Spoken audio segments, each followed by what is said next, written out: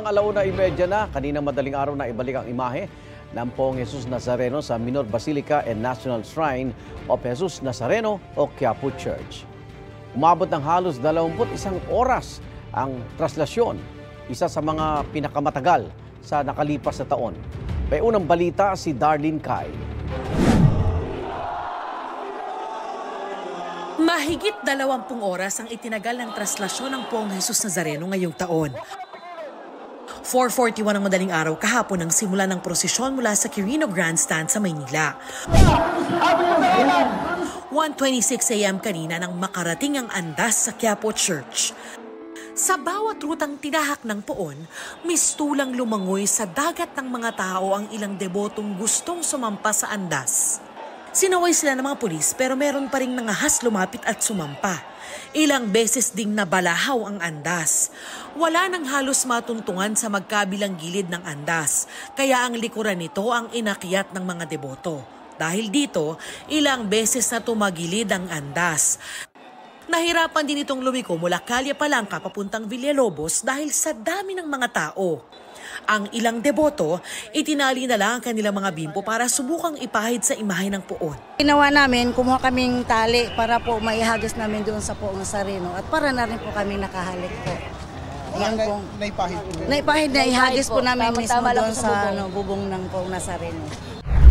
May ilang debotong nag-abang lang sa ruta ng traslasyon, gaya ng 77 years old na si Tatay Manny na may sakit sa prostate. Papasalamat ako hanggang sa ngayon, nakakayanan ko pa rin ang Saka yung mga nararamdaman ko nakabawas pa sa akin. Sina Jasmine, dito na naghintay dahil may kasama siyang 10 bata. Naglakad daw sila mula pa Pasay City.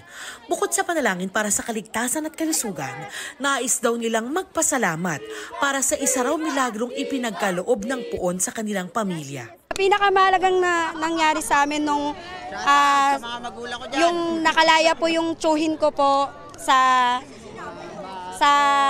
nakulong kasi siya. Nananampalataya kami doon. Diningin naman niya kami. Ang 72 years old na si Nanay Teresita, unang beses daw hindi na silayan ng Poong Nazareno sa mahigit 6 na dekada niyang pagdalo sa traslasyon. Matapos siyang mahilo kaya hindi niya nahintay ang pagdaan ng andas. Napapagod na, uuwi na ako.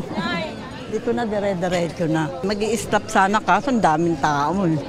Ang masidhing debosyon ng mga deboto, labis na hinangaan ng French photographer na si Jean-Marie. Sakto raw sa bakasyon niya sa Pilipinas ang traslasyon kaya sinadya na niya. I feel great. So for me it's special because you know in Europe the religion decrease. Here for me this is the most Catholic country in Asia.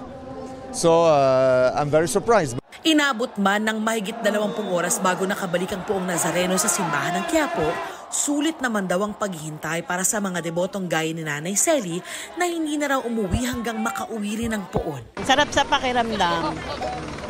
Para kang nasa alapaap na hindi mo mainlaman.